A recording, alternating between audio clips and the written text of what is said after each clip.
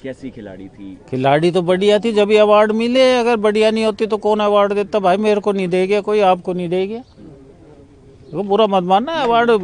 और मेरे ख्याल टेनिस तो ऐसा गेम है कि इसमें पैसा लगता है और पैसे का ही गेम है। औरों में तो चलो जॉइंट का होता है, ये तो अपना अकेले इंडिविजुअल का गेम है।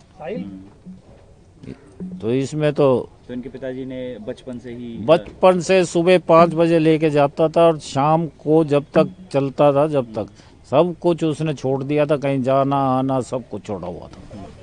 तो सर 10 तारीख को जब इंसिडेंट हुआ तो तो सबसे पहली मुलाकात जब आपसे हुई तो क्या बताया उन्होंने? मेरे को ये कहा, भाई मैंने कन्या वध कर दिया और मेरे को मार दो।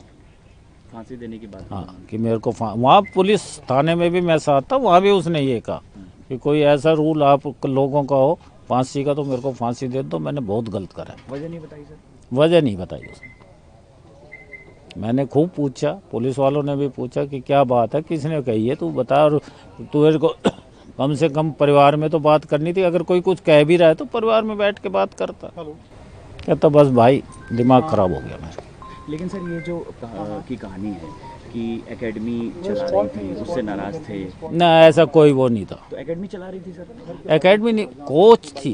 कोच थी। ना पुलिस वाले उस चीज़ को समझे, ना आप लोग मीडिया वाले समझे। मतलब उन्होंने जो कह दिया, उन्होंने कई दफ़ा मैंने भी कहा, मैं कहा वो कोच थी, मेरे ख्याल कोई एकेडमी वगैरह नहीं खोली हुई थी। तो अलग अलग एकेडमी में अलग एकेडमी में जाती।